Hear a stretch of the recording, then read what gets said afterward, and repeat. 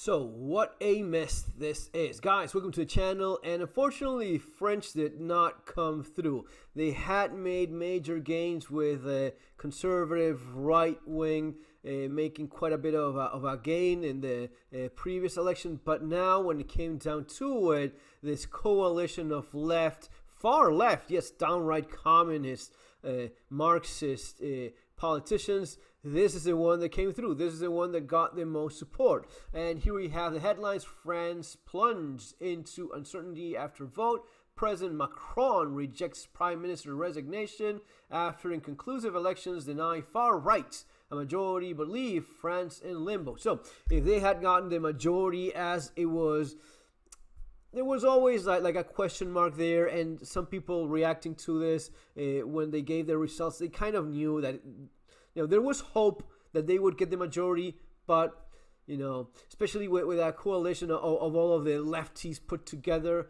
it was very difficult. But now you end up with, well, the main party is this coalition of left and far left politicians. This is what they have to say. Let's check this out. A left-wing alliance came out as the strongest party in France's election on July 7th in a shocking result. I love how they cry as if you really think there was going to be any massive, huge change of anything here. I mean, yes, we try to vote more conservative. We try to move the agenda more away from the anti-West, anti-family, anti-nature objective from these globalist nuts.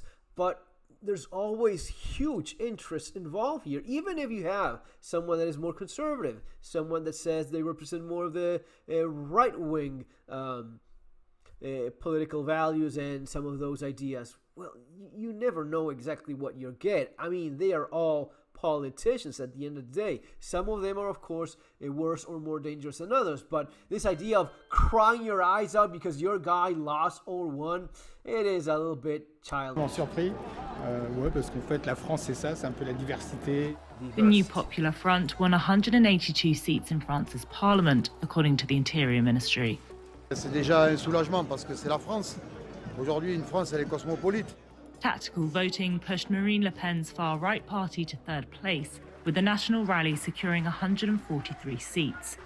C'est une déception. Donc il va falloir attendre 2027, attendre que le pays encore se creuse un peu plus dans l'abîme. Yeah, he's actually right. The country actually needs to suffer more. It has to suffer the left more until they finally see the truth. This is not unlike what happened in Argentina with 20 years of this nonsense, thinking that you can vote yourself out of this mess by going left. The more left you go, the worse things get.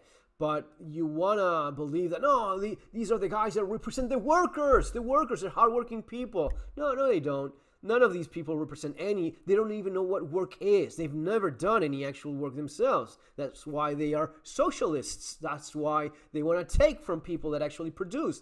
And it's only in that point where it breaks apart and people say, oh, so that's what they are. That's what they represent.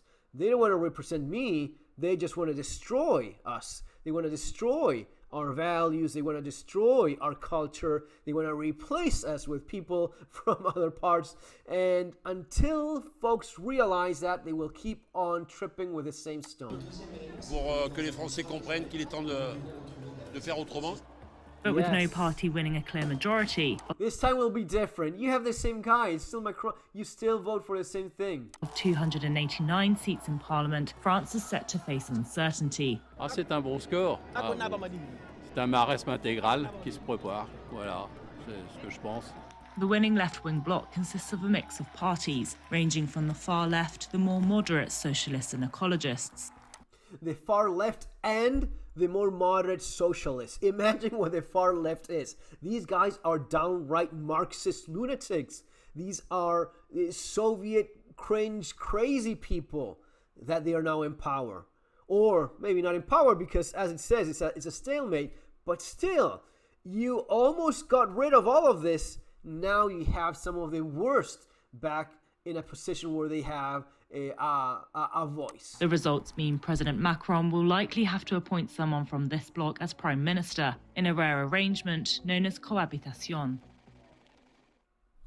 Yeah. Ultimately, what this vote shows is that there is not a majority in France in favor of the far right. There's a majority against, and that has come through in this. Far right. Yeah, the far right. They're always out there to get you. This hasn't happened in the Fifth Republic, so since 1958. This is the first time no one is getting an absolute majority in the National Assembly. We have a hung parliament scenario.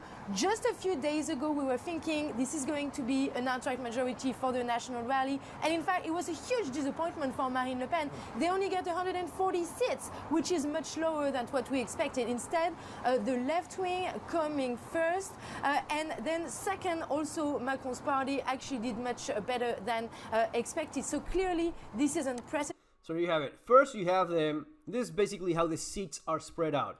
The National Rally, the conservative right-wing party that was making huge progress, and when it came down to it, they end up having just a third place, not even a second place. Second, Macron and his people in second place, and first place, the New Popular Front, a collection of moderate socialists, as the lady just said, and far left crazy people, communists and Marxists. Those are the ones that are really calling the shots here, along with Macron. So Macron now has to make a compromise of dealing with them. As they said, he will probably have to appoint a prime minister that is from a far left sector.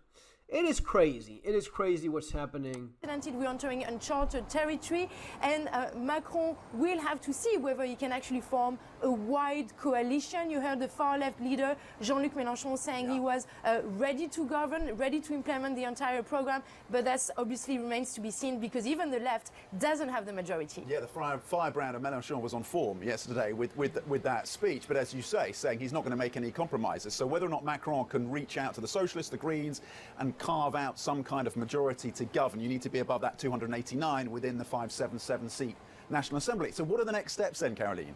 So there is no deadline for the President Emmanuel Macron to appoint the next Prime Minister. However, we have a few dates in front of us. We have the Paris Olympics, that's coming in just a couple of weeks. We also have on July 18 the next National Assembly with all these MPs elected last night reconvening for the first time. So if Gabriel Attal, for example, stayed in place until then, he could potentially then face a vote of no confidence.